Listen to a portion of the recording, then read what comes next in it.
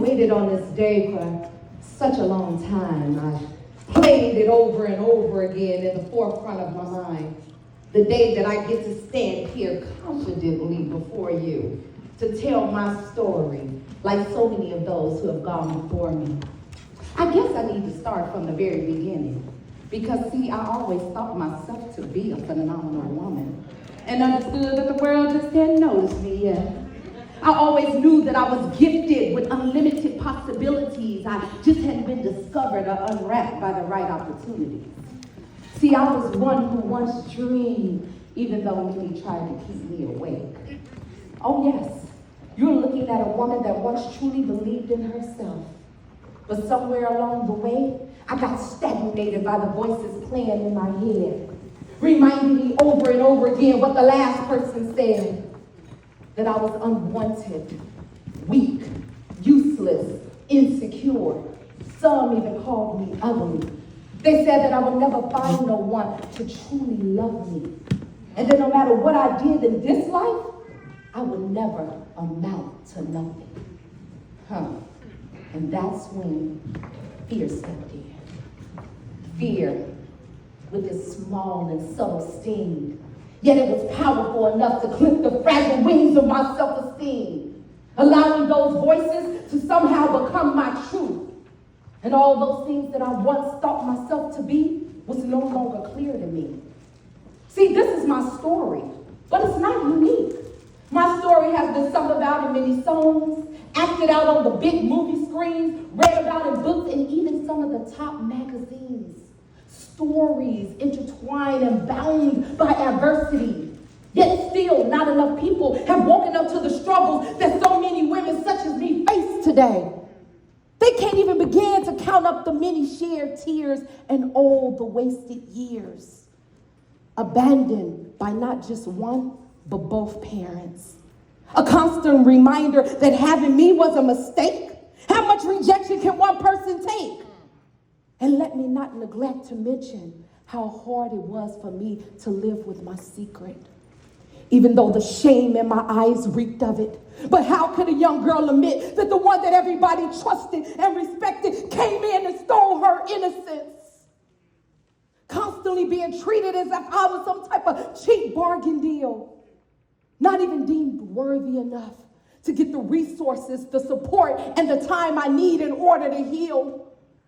And how as time went by, how the pain made it hard for me to survive, to the point that I became so spiritually blind that I couldn't even recognize a wolf in sheep disguise. So when he told me that he loved me and that he will never hurt me or leave my side, I'm here to tell you that was another one that lied. As he walked away and left me behind to ask for help in the welfare line, even though he knew it was his seed I was carrying on the inside. And I can't even count up how many times I tried to hide the blackened eyes, how makeup and fake smiles and lies, oh, I'm blessed, highly favored and doing just fine, became my permanent disguise. Then not even the church folks realized I was losing my mind. Constantly believing the lies that the enemy planted in me. The shadow of humiliation and intimidation constantly taunting me. I began to lie on my back over and over again, falling deeper and deeper into the depths of what many of you would call sexual sin, compromising my body and my integrity as if having a man was my only reality. Now, before you try to judge me, I already know that I have to take some responsibility. But some of the things that I've gone through have been hiding in my bloodline, passed down from generation to generation. Because see, the enemy had a plan to destroy me because he knew who I was destined to be the day of my creation. So now can you understand how bitterness became the face of my frustration? How I got so deeply depressed that I continued to turn to sex so I wouldn't feel less? How I drank as a way of escape? You know, puffed on that dope as a way to cope. These poisons became my daily antidote, constantly under some type of anesthesia to numb my pain. But as time went on, it got harder for me to go under. And the trauma that I was experiencing, it began to take over. And I began to cry out to the Lord, I can't take it a second longer. And I cried out, God,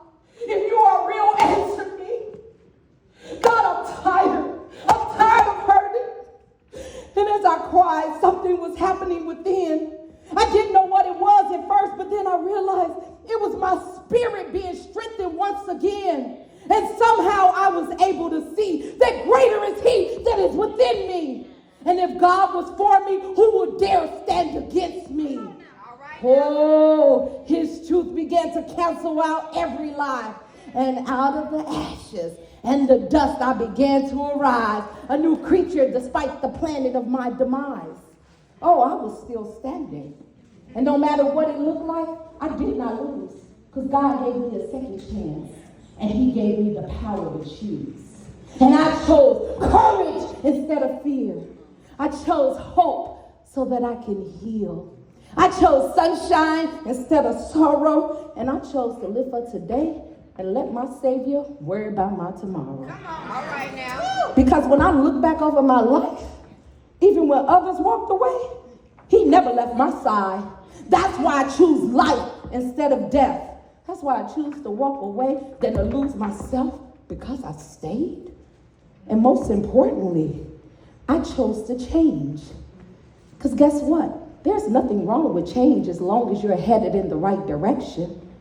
And I'm headed in the direction of self-confidence without regret. And I'm seizing every moment and I'm savoring every minute. Because see, I'd rather be an original version of myself than to continue to try to please man by being a counterfeit of someone else.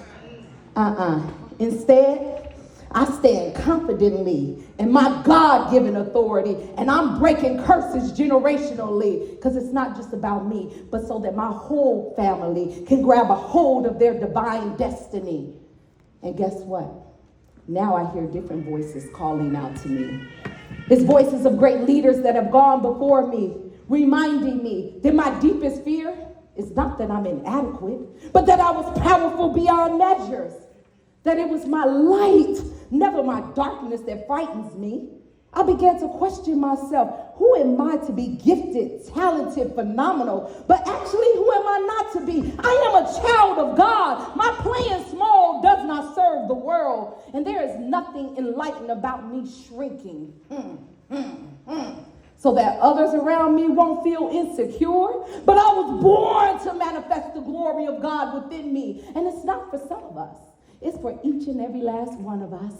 And as we began to let our light shine, we unconsciously give others permission to do the same. And as we are liberated from our own fears, our very presence liberates others. So today I stand before you confident and free to tell my story like so many of those who have gone before me.